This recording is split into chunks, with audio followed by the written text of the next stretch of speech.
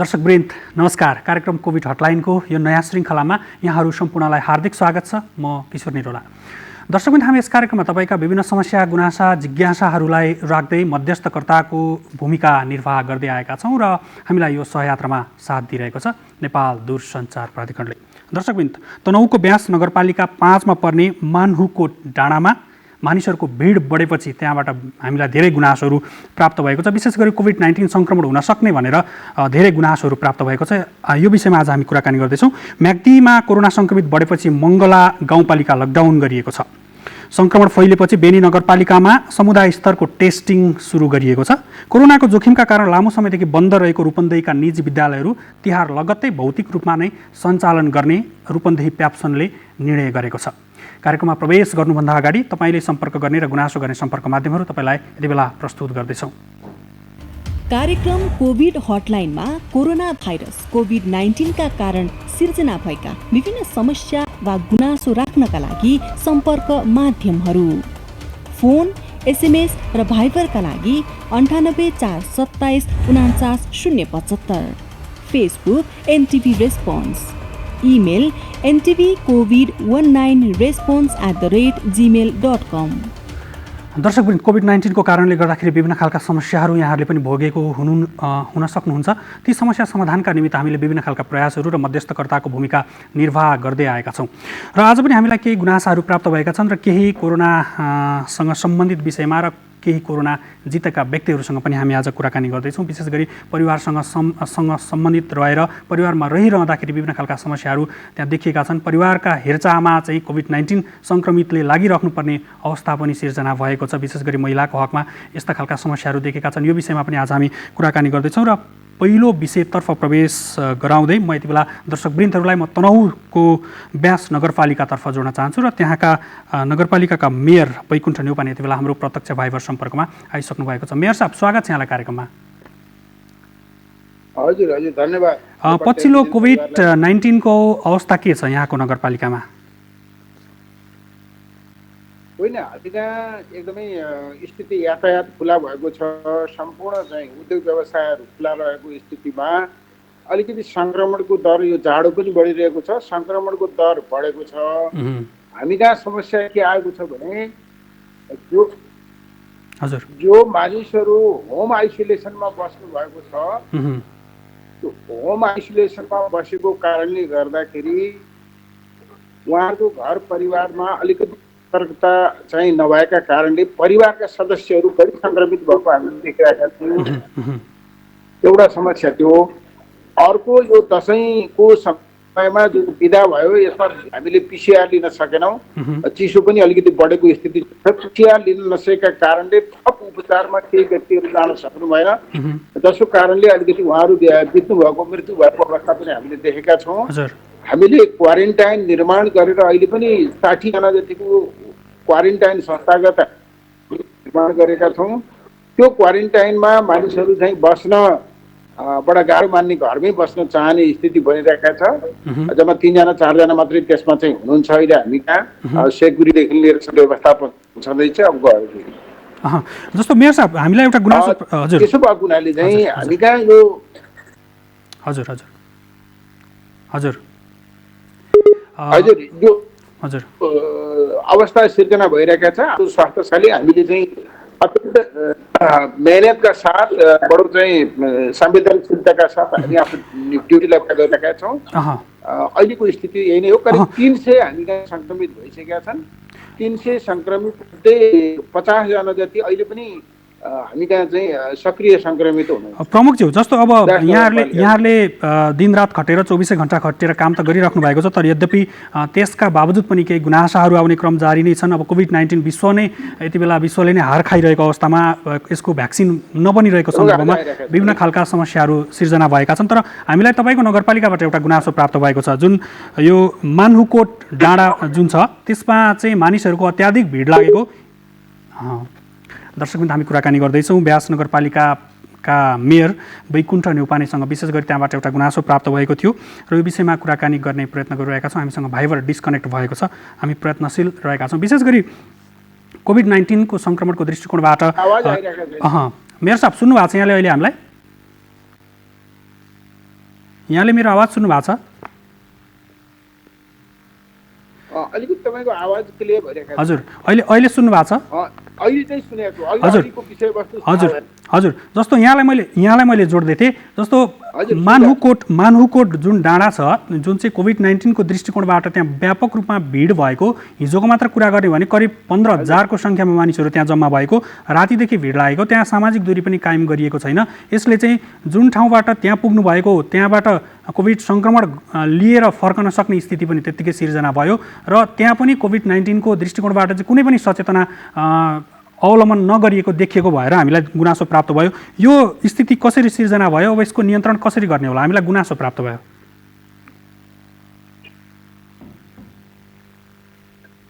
हजुर, मानुङ चाहिँ एकदमै उच्च स्थानमा दमौलीबाट जम्मा 6 किलोमिटर हजुर एउटा प्राकृतिक मनोहर स्थल हो, हजुर जहाँ यदुनाथ खनालको जन्म भएको ठाउँ, मगर जनजातिहरूको बाहुल्यता भएको ठाउँ हो। हजुर त्यो ठाउँबाट हिमालय रेन्ज एकदमै देखिने, दमौलीमा कुहिरो लाग्ने हाम्रो पुरानो परम्परागत पनि पराशर ऋषिले कुहिरो उत्पादका थियौँ। त्यो कुहिरो पनि हेर्न, व्हाइटले पनि हेर्न सकिने, सूर्योदय हेर्न, सूर्यास्त हेर्न सकिने र अत्यन्त हिमालको धेरै रेन्जहरू चाहिँ हामी पनि आश्चर्यचकित छौँ। हामीले चाहिँ त्यहाँबाट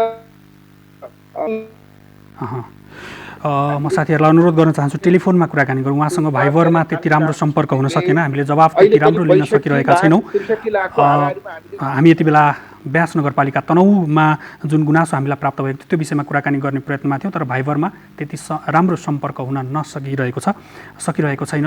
त्यसैले म साथीहरूलाई अनुरोध गर्न चाहन्छु, म टेलिफोनमा हामी कुराकानी गऱ्यौँ, उहाँको जवाफ हामीले त्यति राम्रो सुन्न सकिरहेका छैनौँ। दर्शकवृन्द, मैले जोड्दै थिएँ तनहुँको ब्यास नगरपालिका जुन यो मानहुकोट डाँडा भन्ने छ, जहाँ व्यापक रूपमा हिजोको मात्र तथ्याङ्क हेर्ने भने करिब 15,000 मानिसहरू एकै ठाउँ भेला भएका छन्, जुन कोभिड-19 को दृष्टिकोणबाट निकै नै संवेदनशील रहेको छ। यति बेला सरकारले भिडभाड नगर्नको लागि विभिन्न आग्रह गरिरहेको छ। दसैँ तिहार जस्ता ठुला चाडपर्वहरू हामीले मनाउन छोडिरहेका छौँ। कोभिड-19 को दृष्टिकोणबाट चाहिँ एक वर्ष चाडपर्व नमनाउँदाखेरि केही बिग्रिँदैन भन्ने हिसाबले सरकारले पनि आग्रह गरिरहेको छ। तर यसरी भिड 15-20 हजार मान्छेहरू एकै ठाउँमा भेला हुने, सामाजिक दूरी कायम नगरिरहँदाखेरि चाहिँ विभिन्न खालका समस्याहरू सिर्जना भएका छन्। तसर्थ पनि हामीलाई गुनासो प्राप्त भएको थियो। यो विषयमा हामीले मेयर साहबसँग कुराकानी गर्ने प्रयत्न गरिरहेका थियौँ। भाइबर डिस्कनेक्ट भएको छ, यति बेला फेरि पनि हामीसँग जोडिनु भएको छ। मेयर साहब सुन्नु भएको छ अहिले? हजुर, यहाँले जोड्दै हुनुहुन्थ्यो, हजुर भन्नु त। सुनिरहेका थियौँ। त्यसबाट हामी आज त्यही मिटिङ गर्दैछौँ र त्यसको सावधानी, सुरक्षा र सतर्कताको सम्पूर्ण व्यवस्थापन हामी मिलाउँदैछौँ। जस्तो अब यो 15,000-20 हजार मान्छेहरू एकै ठाउँ भेला हुँदाखेरि त कोभिड-19 को सङ्क्रमणको दृष्टिकोणबाट एकदमै समस्या भयो मेयर साहब। अनि अर्को कुरा, अब नेपाल सरकारले ठुला चाडपर्वहरू नमनाउन, आवत नगर्नको लागि अनुरोध गरिरहँदाखेरि यसरी भिडभाड हुँदाखेरि त भोलि समस्या सिर्जना भयो भने त यहाँ आफैलाई पनि समस्या सिर्जना हुन्छ। आम रूपमा जो व्यक्ति जहाँबाट जानुभएको त्यहाँ पनि समस्या सिर्जना हुन्छ। कोभिड सङ्क्रमण फैलन सक्ने सम्भावना त्यत्तिकै देखिन्छ। त्यसैले अब यसको समाधान यहाँहरूले कहिलेदेखि रोक्नुहुन्छ अथवा के गर्नुहुन्छ यसलाई? होइन, आज हामी मिटिङ बस्छौँ र त्यो मिटिङले चाहिँ हामी तय गर्छौँ र त्यसलाई सावधानी र सतर्कता अपनाउँछौँ। नगरपालिकाले कहीँ आह्वान गरेको छैन, त्यहाँ आउनुहोस्, बस्नुहोस्, हेर्नुहोस् भनेर हामीले आह्वान गरेका छैन। हजुर, यो चाहिँ युवाहरूकै बिचमा आफै भाइरल भएर उहाँहरूले चाहिँ आउने जाने क्रम गरिराख्नु भएको छ। त्यसलाई हामीले अध्ययन गरेका छौँ, त्यसलाई ध्यान आकर्षण भएको छ। हामी त्यसलाई आज सम्बोधन गरेर व्यवस्थापन मिलाउँछौँ। अब पर्यटकीय दृष्टिकोणबाट, आर्थिक समृद्धिको दृष्टिकोणबाट पर्यटन क्षेत्र अथवा आन्तरिक पर्यटनको हिसाबले त्यो राम्रो कुरा होला। तर यति बेला हामी विश्वव्यापी रूपमा एउटा महामारी फेस गरिरहेको सन्दर्भ छ। त्यसले गर्दाखेरि केही समय त्यस्ता कुरालाई थाँती राख्नको लागि पनि हामी यहाँलाई अनुरोध गर्न चाहन्छौँ र सकेसम्म यस्ता खालका गतिविधिहरू चाहिँ नियन्त्रण होस् भन्ने हो। यहाँहरूले पक्कै पनि आज केही निर्णय गर्नुहुन्छ होला भन्ने। र समग्रमा जस्तो अब यहाँहरूको सुझावको लागि एकदमै धेरै हजुर, जस्तो अब यो सङ्क्रमितको लागि धेरै धेरै धन्यवाद छ। हामी त्यो त्यतातर्फ आज हजुर, जस्तो सङ्क्रमितहरूको जुन अवस्था छ नि, सङ्क्रमितहरूको अवस्था व्यवस्थापनमा यहाँलाई समस्या भएको भनेर यहाँले अगाडि पनि भन्नुभएको छ। त्यो पाटोलाई चाहिँ कसरी यहाँले निराकरण गर्नुहुन्छ? होइन, त्यसलाई पनि हामीले अब स्थानीय बजार व्यवसायी र हामीहरू मिलेर चाहिँ त्यसलाई अब लकडाउन गर्ने स्थिति तत्काल हामीले देखेका छैनौँ। सावधानी र सतर्कताका लागि हामी एकदमै प्रयत्नशील छौँ र अब सुरक्षित होम आइसोलेसन भएको स्थिति छैन भने हामी उसलाई हाम्रो यहाँको संस्थागत आइसोलेसनमा राख्छौँ। घरमा मूल रहेछ त्यसले संक्रमण विस्तारित गरेको छ घर परिवारभित्र। जस्तो यसमा चाहिँ कस्तो खालको समस्या पनि देखियो भने हजुर स्थानीय प्रशासनले सरकारले बेहोर्नु पर्ने स्थिति हुँदाखेरि हजुर अब त्यो पनि हजुर हजुर हजुर जस्तो प्रशासनले त अब के गर्नु छ र बेलामा समन्वय मिटिङ हजुर जस्तो स्थानीय विज्ञप्तिलाई प्रसारण गर्ने मात्रै काम उहाँहरूले गर्नुहुन्छ। अब अरू हस्तो स्थानीय प्रशासनले विभिन्न खालका अब सचेतनाका कार्यक्रमहरू पनि गरिरहेको छ, तपाईँले विभिन्न खालका प्रयासहरू पनि गरिराख्नु भएको छ, पिसिआर लगायतका अभावहरू भएका छन्, त्यस्ता अभावहरूमा पनि तपाईँहरूको प्रयत्न त छ। तर यद्यपि जनस्तरमा जुन खालको सचेतना हुनुपर्ने हो त्यो खालको सचेतना चाहिँ व्यापक रूपमा यहाँको नगरपालिकामा मात्र होइन नेपालभर नै त्यो खालको समस्या देखिन्छ, जुन चाहिँ जनचेतना अथवा जानी अथवा नजानेर पनि त्यो खालको चाहिँ भिडभाड गर्ने खालका स्थिति अथवा सामान्य मापदण्ड पनि पुरा नगर्देका स्थितिहरू सिर्जना भएका छन्, जसले गर्दाखेरि आज हामीले दिनानुदिन संक्रमण थपिँदै गएको स्थिति छ। के भन्नुहुन्छ छोटकरीमा अन्त्यमा?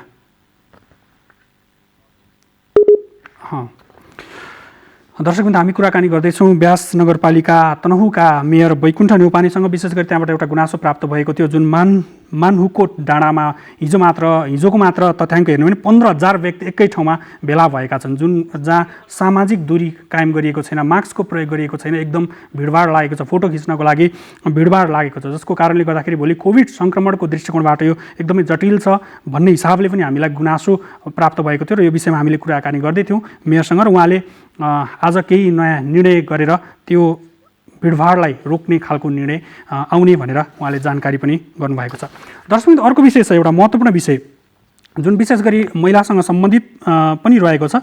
विशेष गरी परिवारमा रहिरहँदाखेरि कोभिड सङ्क्रमण भयो भने परिवारको हेरचाह गर्ने व्यक्ति नै सङ्क्रमित भइरहँदाखेरि त्यसले कस्ता खालका समस्या सिर्जना गर्छन्, कसरी कोभिड-19बाट बचेर आम रूपमा चाहिँ परिवारलाई सुरक्षित राख्न सकिन्छ भन्ने विषयमा एउटा महत्त्वपूर्ण विषयमा प्रवेश गर्दैछौँ। त्यसमा प्रवेश गर्नुभन्दा अगाडि तपाईँलाई केही महत्त्वपूर्ण सन्देश यति बेला प्रस्तुत गर्दैछौँ।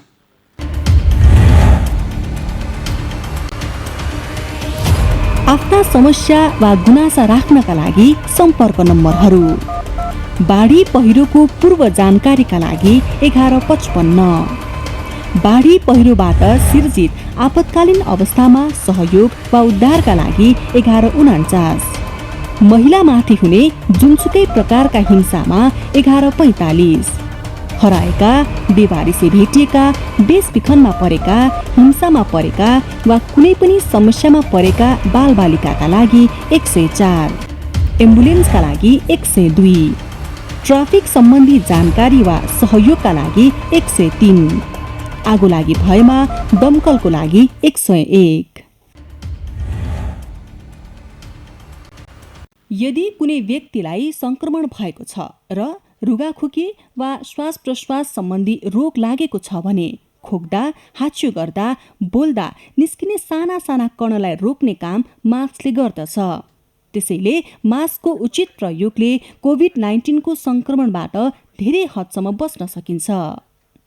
मास्कको प्रयोग गर्दा ध्यान दिनुपर्ने कुराहरू: मास्क लगाउनु अघि मिची कम्तीमा 20 सेकेन्ड साबुन पानीले हात धुने वा सेनिटाइजरको प्रयोग गर्ने, मास्क च्यातिएको छ कि छैन वा सफा छ कि छैन जाँच गर्ने, मास्क खुकुलो छ र छेउबाट हावा छिरेको छ भने त्यसले काम गर्दैन, त्यसैले मास्क लगाउँदा डोरीमा समाई अनुहारमा टम्म मिल्ने गरी लगाउने, मास्क लगाउँदा नाक, मुख र चिउँडो ढाकिने गरी लगाउने, मास्कको रङ्गीन भागलाई बाहिर पारेर लगाउने, युज एन्ड थ्रो नाम दिएको मास्क डिस्पोजेबल भएकाले यसलाई एकपटक प्रयोग गरेपछि पुनः प्रयोग नगर्ने, डिस्पोजेबल मास्क धोएर सुकाएर र उल्टो फेरेर नलगाउने, सकभर मास्कलाई हातले नछुने, लगाउँदा र फुकाल्दा डोरी मात्र प्रयोग गर्ने, एक अर्काबाट कम्तीमा 2 मिटर टाढा बसौँ,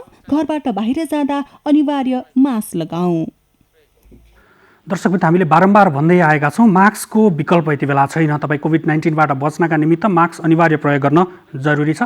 अर्को विषयवस्तुतर्फ दर्शकवृन्दहरूलाई जोड्न चाहन्छु। विशेष गरी परिवारको कुरा गरिरहँदाखेरि कोभिड-19को सङ्क्रमणको दृष्टिकोणबाट परिवारका सदस्य जसले सबै परिवारका सदस्यहरूको हेरचाह गर्नुपर्ने हुन्छ, उहाँ नै कोभिड-19 सङ्क्रमित भयो भने कस्तो स्थिति सिर्जना होला र त्यस्तो स्थितिमा कोभिड-19 सङ्क्रमित भएका व्यक्तिले परिवारका सदस्यलाई सचेत बनाएर अथवा त्यस्ता चुनौतीबाट माथि उठेर आफू कसरी निको भएर परिवारका आम सदस्यहरूलाई पनि सुरक्षित रूपमा राख्न सकिन्छ। यस्तै एकजना पत्रकार पवन वर्षा शाह, जसले आफ्नी दुध खाँदै गरेको अथवा दुधे बालिकालाई समेत कोभिड-19बाट सुरक्षित राख्दै आफू पनि कोभिड सङ्क्रमणबाट मुक्त हुनुभएको छ। यो विषयमा कुराकानी गर्दैछौँ र यति बेला हाम्रो प्रत्यक्ष भाइबर सम्पर्कमा पत्रकार पवन वर्षा शाह आइसक्नु भएको छ। स्वागत छ यहाँलाई कार्यक्रममा। हजुर, धन्यवाद। हजुर, जसरी मैले भूमिकामा पनि अलिकति भने, जुन यहाँ सङ्क्रमण हुनुभयो, यहाँको आफ्नै दुधे बालक अथवा दुधे बच्चा हुँदाहुँदै पनि सङ्क्रमणको स्थिति र यहाँले परिवारका सदस्यहरूसँग चाहिँ जुन खालको वातावरण सिर्जना गर्नुपर्ने थियो अथवा जुन खालको चुनौती थियो, त्यसबाट कसरी निस्किनु? अलिकति यहाँको अनुभवबाटै सुरु गरौँ न।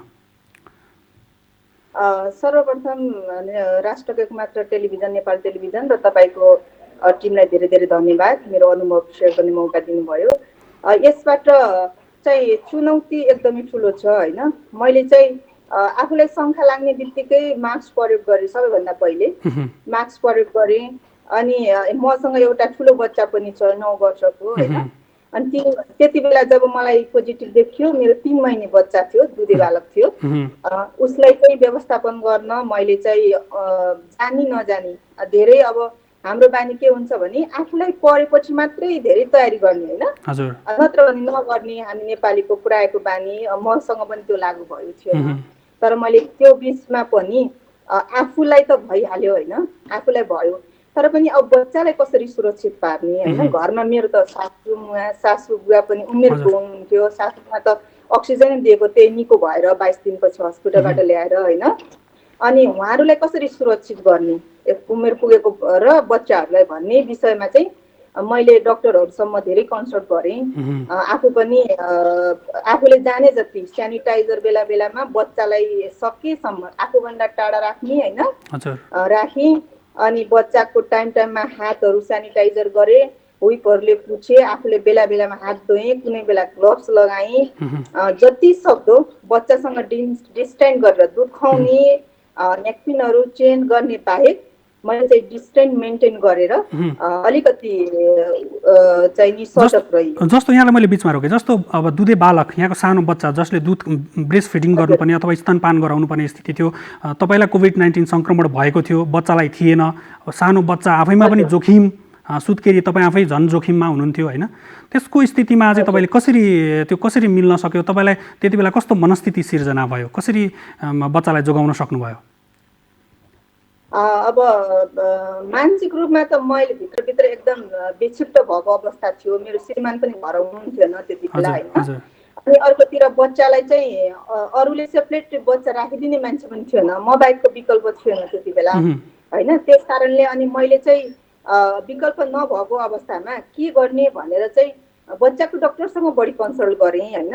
अनि गुगलहरू सर्च गरेँ, कोभिडको विश्वले के गरेको छ, आमा र बच्चा, आमालाई यदि भइहाल्यो भने दुधे बालक छ भने उसलाई बचाउन के गरिरहेको छ, विश्वको प्राक्टिसहरू के छ होइन, नेपालमा के गरिरहेको छ। मैले विभिन्न नेपालको कोभिड हेरेको डक्टरहरूको आर्टिकलहरू पढेँ, इन्टरभ्यूहरू हेरेँ होइन। अनि त्यसपछि चाहिँ नि बच्चाको इम्युनिटी पावर पनि राम्रो हुन्छ भन्ने सुन्दा सुन्दै पनि दुधबाट भन्दा पनि श्वास प्रश्वासबाट सर्ने सम्भावना बढी हुने विश्वको अहिले तथ्याङ्कले देखाए अनुसार दुधबाट सर्दैन होइन। तर चाहिँ तपाईँको दुध फिडिङ गराउँदा चाहिँ आमा र बच्चाको श्वास प्रश्वासबाट सर्ने सम्भावना भएको कारणले मैले चाहिँ डबल मास्क लगाएँ। अथवा यहाँलाई मैले बिचमा रोकेँ, जस्तो स्तनपान गराइरहँदाखेरि आमाको दुधबाट बच्चामा कोभिड सर्दैन रहेछ भन्ने कुरा चाहिँ यहाँको अनुभवले बताउँछ। अब सबैमा लागु हुन्छ कि हुँदैन? होइन, बच्चाको आमाको दुधबाट सर्दैन भन्ने अहिले WHO ले पनि भनिरहेको छ होइन। मेरो अनुभवले पनि त्यो थोरै मात्रामा लाग्यो, तर यो एकिङ चाहिँ छैन। नयाँ रोग भएको कारणले कुनै पनि कुरा एकिङ 100% नभएको कारणले त्यसमा पनि हामीले सचेत रहनुपर्छ। सकेसम्म बोतलको दुध खुवाउने होइन, बोतलको दुध आफ्नो दुध खुवाइरहेको आमा छ भने पनि बोतलको दुध त्यति बेलाको लागि अप्सनको रूपमा बोतलको दुध उपयुक्त हुन्छ। बोतलको दुध खुवाउँदाखेरि चाहिँ डाइरेक्ट श्वास प्रश्वास आमा र बच्चाको नहुने भएर बोतलको दुध पनि हुन्छ। मैले धेरै बोतलको दुध पहिलेदेखि खुवाउने गरेको भएर पनि बोतलको दुधलाई बढी जोड गरेँ। आफ्नो दुध खुवाउँदा पनि मैले चाहिँ फेरि के ब्रेस्टलाई पनि सेनिटाइजर गरेर बच्चालाई दुध खुवाएको छु त्यति बेला होइन, फिडिङ गराएको छु। अब यो यकिन नभएको कारणले, कुनै पनि कुरा यकिन नभएको कारणले दुधबाट सर्दैन त सर्दैन, तर पनि यद्यपि केही हदसम्मको यसले प्रमाणित पनि गर्यो जुन चाहिँ आमाको दुधबाट बच्चामा सर्ने रहेनछ भन्ने खालको कुरा WHO ले पनि भनिरहेको र यहाँको अनुभवले पनि त्यो चाहिँ देखायो। यद्यपि हामीले सतर्कता त अपनाउनु नै पर्ने भयो। जस्तो मलाई अलिकति बुझ्न मन लागेको नि, जस्तो यहाँलाई सङ्क्रमण चाहिँ कहाँबाट भयो? अब घरमा वृद्ध सासू ससुरा हुनुहुन्थ्यो, उहाँहरूको आफ्नै खालका फेरि दीर्घरोगहरू थिए होइन, कसरी सर्यो होला यो, तपाईँलाई के लाग्छ? कहाँबाट सर यसको स्रोत के हो मलाई पनि अझै थाहा छैन होइन, तर मेरो सासू मुवा चाहिँ कोभिड भएर हस्पिटल राखेको थियो हामीले होइन। उहाँलाई प्लाज्मा दिएर 22 दिनपछि घर ल्याएको, तर उहाँलाई घर ल्याएको बेला लक्षण देखेको 1 महिना भइसकेको थियो होइन। उहाँको स्याहारमा चाहिँ म खटेको हो होइन, अरू थिएन घरमा, अनि सबै कुरा एभ्रिथिङ गर्नुपर्ने मैले थियो। 24 आवर अक्सिजन उहाँको दिइरहेको भएर होइन। तर म पनि बाहिर नहिँडेको, न कतै अफिस जोइन गरेको, न भेलामा गएको, एउटा सुत्केरी मान्छे भनौँ न। कसरी कहाँबाट सर्छ भने यसको स्रोत पत्ता लगाउनै गाह्रो हुन्छ। त्यही भएर म के भन्छु भने यसको कसरी सर्छ, कोबाट सर्छ भन्दा पनि आफू कसरी सुरक्षित रहनु नै ठुलो चुनौती होइन अहिलेको। कसरी स्रोत के हो भन्ने पत्ता लाग्नु गाह्रै हुन्छ यसको।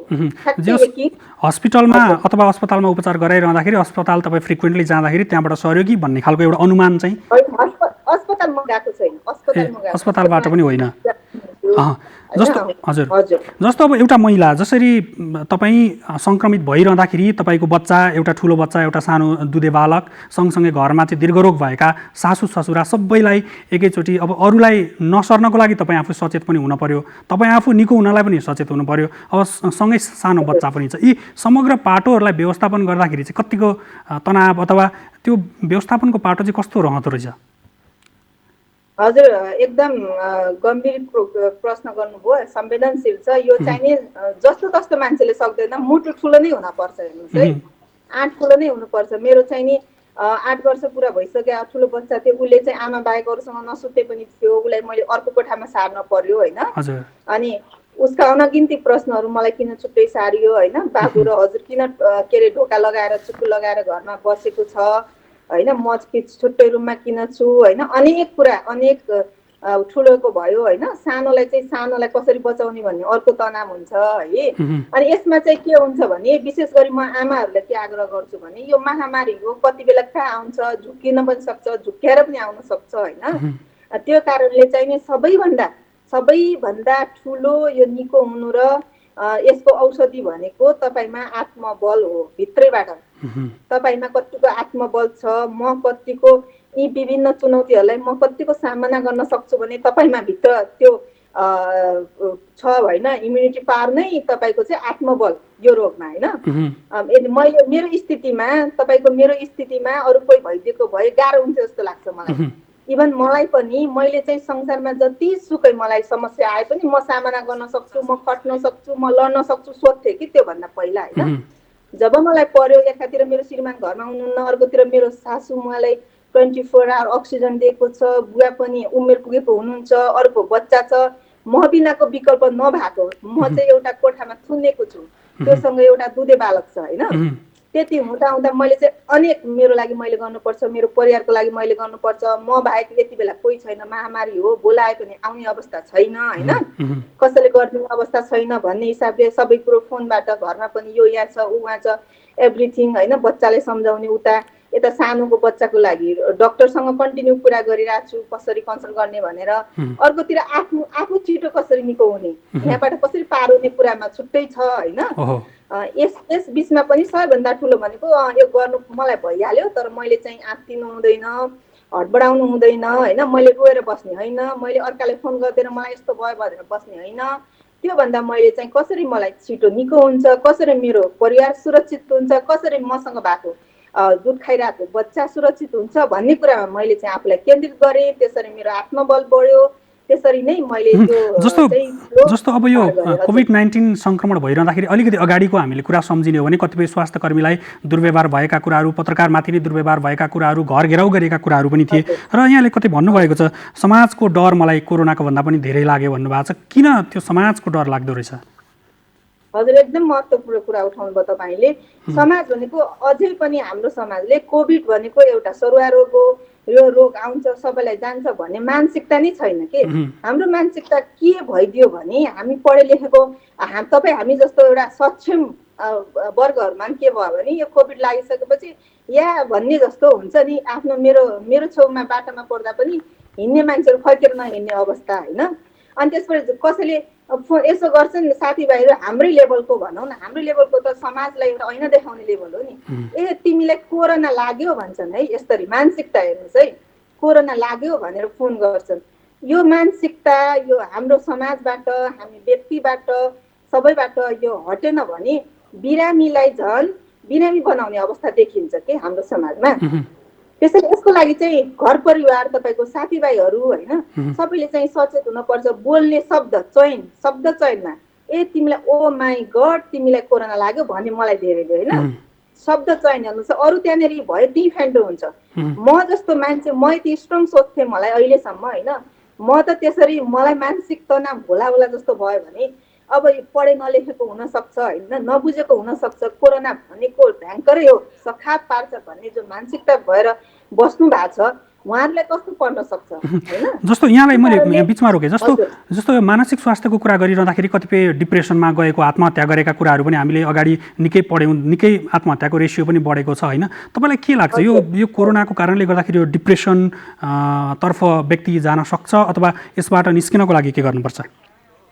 हजुर, एकदमै महत्त्वपूर्ण तपाईँले प्रश्न राख्नुभयो। यो चाहिँ नि असाध्यै बुझ्नुपर्ने कोभिड रोग भन्दा पनि कोभिड निको भइसकेपछिको अवस्था जुन बिरामीको हुन्छ त्यो हाम्रो दृष्टिकोण होइन, त्यसले चाहिँ डिप्रेसनमा जान सक्ने धेरै सम्भावना छ, मान्छेहरू गइराखेको पनि छ। त्यो हामी व्यक्ति, समाज, राष्ट्रले नै अहिले यसमा एउटा अभियानको रूपमा लिनुपर्छ भन्ने मलाई लाग्छ। मलाई किन लाग्छ भने मैले एउटा सोसियल मिडियामा एउटा मेरो भिडियो पोस्ट गरेको थिएँ मैले निको भएपछि। त्यसपछि मसँग समाजका अग्रज धेरै मान्छेहरू, अब नेतादेखि सभासद लगायत धेरै केही मसँग व्यक्तिगत सम्पर्क भएको आउनुभयो र तपाईँले कसरी आर्टिकल लेख्न सक्नु भएको, तपाईँले कसरी बोल्न सक्नु भएको, हामीलाई त्यस्तो डिप्रेसन भइरहेछ, डिप्रेसनमा जान्छु कि जस्तो हुने, कसैसँग बोल्न मन लाग्ने, कसैको फोन उठाउन मन नलाग्ने, एकदम सही हो होइन। यो चाहिँ मलाई पनि त्यस्तो हुन्छ, कसैले फोन नगरिदिए हुन्थ्यो, मसँग नबोल्दै हुन्थ्यो होइन। यस्तो किन हुन्छन् भने त्यो किन हुन्छ भने मान्छेले अब निको भयो, मलाई निको भयो फोन गर्छन्, बिचारा तिमीलाई त्यस्तो भएको हो, त्यस्तो कठिन अवस्थामा, त्यस्तो बच्चामा, त्यस्तो उसमा कसरी निको गर्न सक्यौ भन्ने के, त्यो भनेको म डिप्रेसनमा जान, मलाई डिप्रेसनमा जान उस्काउने कुरो हो कि त्यो समाजको भनौँ न हाम्रो मानसिकता। अनि त्यसकारण मैले के भन्छु भने अब कोभिडको सबै बिरामी हुनुहुन्छ, सबैलाई यस्तो हुँदैन, कसैलाई हुनसक्छ।